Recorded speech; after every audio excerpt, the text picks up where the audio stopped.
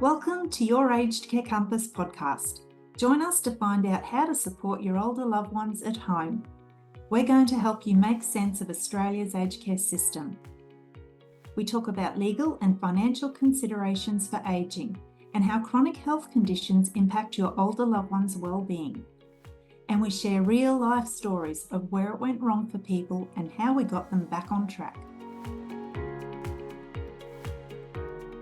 Hi listeners, I'm Michelle. Today, Coral and I are doing an Ask Me Anything episode with a focus on support at home, because that's what we're being asked about all the time. There was a big announcement from the department last week regarding the commencement date of support at home, so we'll just touch on that and address what we believe are going to be the questions coming from this announcement. We've had questions coming through asking whether anything will change now that the implementation of support at home has been delayed. What's your comment on that, Cora? The media release revealing the government's decision to delay the start of support at home until November the 1st quoted Minister Butler as saying, "The Commonwealth Home Support Program, Short-Term Restorative Care Program and Home Care Package Program will continue to support older Australians living at home." Logically, we could take that to be that nothing will change in terms of the grandfathered group who are protected, having been in the system prior to September the 12th. The hybrid group will increase in size given the delayed implementation and will now include people who were assessed from September the 13th, 2024, up until the 31st of October this year. And then new participants joining the system from November the 1st will be subject to all the changes that we've already been aware of, such as needing to be assessed and approved for specific funding streams and the co-contributions. Do you think the delay is a wise decision? I do, Shell. The department hasn't provided the detail that the sector needs to prepare for such a significant change. So to get this right, the new Act and the implementation of all the reforms, the foundation rests with the government. When the government has thoroughly considered the implications for recipients of care as well as providers and can ensure that older people will truly be no worse off, all older people, then that would be the right time to implement support at home. Totally agree. Coral, an important question we've been asked is, where do I begin?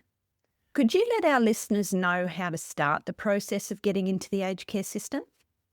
So, Shell, this question often comes from people who are at a point of desperation. These people are often the adult children of older people and have been aware that mum or dad are struggling at home, but haven't been able to secure formal support for their ageing parents for a number of reasons. Where do I begin? Often reflects an urgent situation. Unless you are very wealthy and can afford your own support, the pathway to subsidised, meaning that the government funds a portion of your aged care support, is via My Aged Care. People can contact My Aged Care themselves by phone or by making an online referral to kickstart this process. It's essential some time is taken before this, though. People need to understand that the screening process for in-home services is fairly superficial, and unless you are prepared, you may not convey all the detail you need to ensure that your referral reflects all your needs.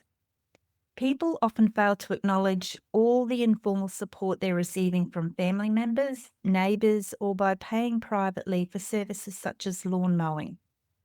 People should reflect on their circumstances and mentally remove all the support that others are providing. A question I ask people is, would mum or dad be able to live at home if the support that you provided ceased? It's like an aha moment for people and helps them get clarity about the level of support that's required. Yeah. I got asked this yesterday, and Coral, I know you've got people who are also concerned about this. If people have unspent funds in their home care package up until the commencement of support at home, What happens to those funds once support at home kicks in? Yeah, look, Shell, still a lot of confusion around this, despite there's quite a bit of information out there around this, and providers, I think they're doing a good job of reassuring clients. But anyone that has unspent funds can carry over the entire amount when support at home commences. So note that the date has now changed, as we've already said, being the 1st of November and not the 1st of July. There's actually an additional 4 months for people to potentially accumulate more funds, unspent funds. And whatever that figure is at the 31st of October, people will carry over those unspent funds. Okay, so just to clarify, it doesn't matter how much they have in unspent funds, they carry it No. over regardless? That's right. They carry it all over. Right. Okay. Another question regarding unspent funds that we're being asked about a lot under support at home, with the maximum quarterly rollover of unspent funds being $1,000 or 10% of the quarterly budget funding level, whichever is greater. Does that mean someone can roll over $1,000 each quarter to total $4,000 at the end of the year? No, absolutely not. The quarterly rollover of $1,000 or 10% of the funding level is not cumulative. So you cannot accumulate $1,000 each quarter and have $4,000 at the end of the year. Okay. And Coral, what's happening to people who are currently getting services under the Commonwealth Home Support Program? Will anything change for them? The Commonwealth Home Support Program is staying the same until at least July 2027. At least that is the information that we're being told by the government right now. If the Commonwealth Home Support Program is included in support at home at that time, as it's proposed, clients coming in from CHSP services will join the program as new participants, meaning that although they're receiving aged care support prior to September the 12th, it is under a separate program, being CHSP. So joining support at home will classify them as a new participant. Okay. We've had a couple of questions from people about being able to keep their preferred support workers and gardeners. I'm not sure if these questions come from CHSP clients or people who are self-managing their home care packages. Can you just comment on that, please, Coral? Yeah, there still seems to be a lot of confusion around CHSP and support at home shell. As I've just mentioned, CHSP remains unchanged for at least another couple of years. So people receiving services under this funding should continue to receive services unchanged. For self-managed recipients, the flexibility still remains to choose your own support workers, lawn mowing contractors and cleaners. So nothing will change regarding this model. Okay. Now, this is a big one. There's ongoing confusion with the co-contributions too, Coral. Although it's not an easy topic to answer, the simplest way is for people to know where they were in the system as of September 12, 2024. So when the question is asked, why do I have to pay when I already have a home care package? What's the easiest way to explain this? So September the 12th was the defining date that prescribes if people need to contribute towards the cost of their in-home services or not. There are 3 groups according to this date, and which group you belong to reflects how much, if any, you'll be asked to pay. The first group, the grandfathered group, is anyone who either had a home care package or was assessed as eligible, meaning they were waiting in the National Priority System or the queue for their home care package to be assigned as of September the 12th. Even if their package hasn't been assigned yet, the fact that they were in the queue at that time means that they are in the grandfathered group. So the grandfathered group continues with the same level of funding, the same flexibility of services, and a no worse off position financially. For full pensioners, they will not pay anything towards any of their services for the lifetime of their home care packages. For people who are paying an income-tested fee, they will have a concessional rate applied to their new contribution. Keep in mind, people will not be paying the income-tested fee and contributing a fee towards the cost of their care. The income-tested fee ceases when support at home commences. Right. At CME Aged Care Navigators, we're your human compass for Australia's aged care system. We support older people and their families right across Australia. Our most popular service is our Let's Talk consultation, where you have a 1-hour personalised conversation with Coral about your situation. We can assist you and your provider with our support plan review service by providing evidence to demonstrate the need for an upgrade to your funding. Both consumers and providers can benefit from the education we offer as well. If you're not sure what you need, we can tailor a service to suit your situation. Reach out to our friendly team to see how we can help you. And Coral, just to clarify that too, that grandfathered group, those protections remain in place for them even if they get reassessed for a higher level of care. That's correct. Yep. Yeah. Okay. So what about people who were assessed as eligible for a home care package after September 12 last year?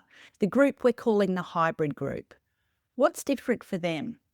So the hybrid group start under the rules of the home care package program, and then on November the 1st, they will transition over to the financial rules of support at home.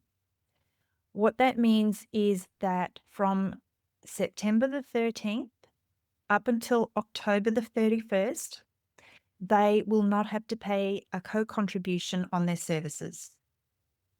From November the 1st, co-contributions for services received, and note, this is not a daily fee like the income-tested fee, only on services received.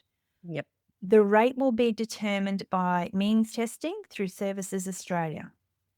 So the hybrid group between September the 13th and October the 31st will not have to pay a co-contribution, but come November the 1st, they will. With regards to how their services are provided, what kind of services they can get, what their care plan looks like, they will retain the flexibility of the home care package program, and they can carry over any accumulated or unspent funds during that period, September the 13th to October the 31st. And then on November the 1st, like everybody else, they are subject to that maximum of $1,000 or 10% of their package or their classification level in quarterly rollover of unspent funds. Right. And Coral, who would be paying the top co-contribution amount for services? So on November the 1st, at commencement of support at home, self-funded retirees who are not eligible for a Commonwealth Seniors Health Card will be paying the top co-contribution rate on services received. Everybody else is on a sliding scale depending on their means test. Coral, can you give us a quick explanation of the assessment process, please? So the assessment process is needs-based, meaning you have to have an identified need to be approved for a particular type of service. If you don't identify your needs, you may not be approved for all the services that you need. The new assessment workforce is the Single Assessment Service or System, SaH. It is a merged workforce of non-clinical assessors and clinical assessors. So if we step back to 2024, last year, we had RAS assessors, Regional Assessment Service Assessors, and ACATs, Aged Care Assessment Teams. We no longer call these two teams RAS and ACATs now. They are known as aged care assessors under the single assessment system. To note here is that there are many new assessment organisations that have entered the aged care sector and have had to build clinical teams similar to ACATs. Some new organisations in some locations have been unable to do this, and because of this, when My Aged Care sends referrals to them, these organisations are unable to complete comprehensive assessments, which is an ACAT assessment. So this is further delaying older people getting the in-home support they need because they're not being assessed. Coral, if a person is approved for the short-term restorative care program before November the 1st, can they still receive this program after the 1st of November? Yes, at this stage anyway. Okay. If a person has a home care package and has no unspent funds come November the 1st, and they need to purchase equipment or make modifications to their home, will they need a reassessment for the new funding pathways, the assistive technology home modification pathways? Yes, they will need a new assessment or a reassessment. And at this time, if people are requesting a review or a reassessment, if they're looking at those new funding pathways, it would be advisable to consider an upgrade of their package or their classification level if they are in the grandfathered group. Okay. How is the percentage for the co-contributions calculated? And if your income changes, who monitors this? Do you have to submit each time to Services Australia? The amount that a person will be asked to contribute for eligible services and supports under Support at Home is determined by a means test conducted through Services Australia. It's your responsibility to notify Services Australia if your income changes, because this affects your eligibility for government subsidised services. Services Australia then notify your provider if there are changes to your fees or contributions. Not notifying Services Australia of a change of income, usually an increase in money, is regarded as fraud by Services Australia, and you're likely to be asked to pay back any concessions you were previously eligible for. People can update their financial situation online with Services Australia, or they can book an appointment with an ACSO as well, which is an aged care specialist officer who sit within Services Australia. And we hear that they're really helpful, don't we, Coral, the ACSOs? Absolutely. Look, Yeah. the feedback from all the people that we've heard from who has visited an ACSO has just been excellent. So if you're unaware of this service, just jump online, listeners, and just Google Aged Care Specialist Officer, and you'll see the breakdown state by state about where these offices are located, and you can call the dedicated number and make an appointment to see your local ACSO. Excellent. Coral, we've been asked, I guess, a bit of a comment, but also a bit of information. We'd love to know how you see self-managed operating in the new system for both existing self-managed and traditional care-managed organisations. The current business structures around these two management options are poles apart. I'd love your thoughts on how this might look for some self-managed providers who don't provide care management as such. So care management is mandatory as part of all service provision, whether that's with a self-managed model or a traditional or fully managed model. The care management fee under Support at Home is decreasing from 20% or maximum of 20% down to 10% at the commencement of Support at Home. And this applies to both self-managed and fully managed providers. Given the package management fee ceases when Support at Home commences, and fully managed providers will increase the cost of their services to offset this, self-managed providers will be able to add up to 10% on top of their invoices to offset this. Right. So an example of this is that if a person is with a self-managed provider and they have, let's say, domestic assistance, they have a cleaner coming in for an hour once a week, let's just say that that service costs $100. In our current system, right now, June 2025, the person would submit that invoice to their self-managed provider and that $100 would be paid without any fees on top. Come the commencement of support at home, if you submit that same, or not the same invoice, but let's say you have domestic assistance in November and you're charged $100 for that, and that invoice goes into your self-managed provider, the self-managed provider can put an additional fee or a fee of up to 10% on top of that invoice. So potentially where that cost of the domestic assistance has been $100 up until November the 1st, from November the 1st, it will be $110. Right. Well, Coral, thanks for answering all these questions today. As we keep saying, there's so much to get your head around with this new program. Listeners, as Coral mentioned, the rollout of support at home has been deferred to November 1st this year. We hope that it gives both the government and providers more time to consider the issues that many in the industry have flagged as problems. We're pleased that you joined us today and look forward to you listening in next time. Until then, take care. Hey Care community, thanks for listening to this episode. So you never miss a show, make sure you subscribe to our podcast. If you'd like to know more about what we do, head to our website, cmeacn.com.au.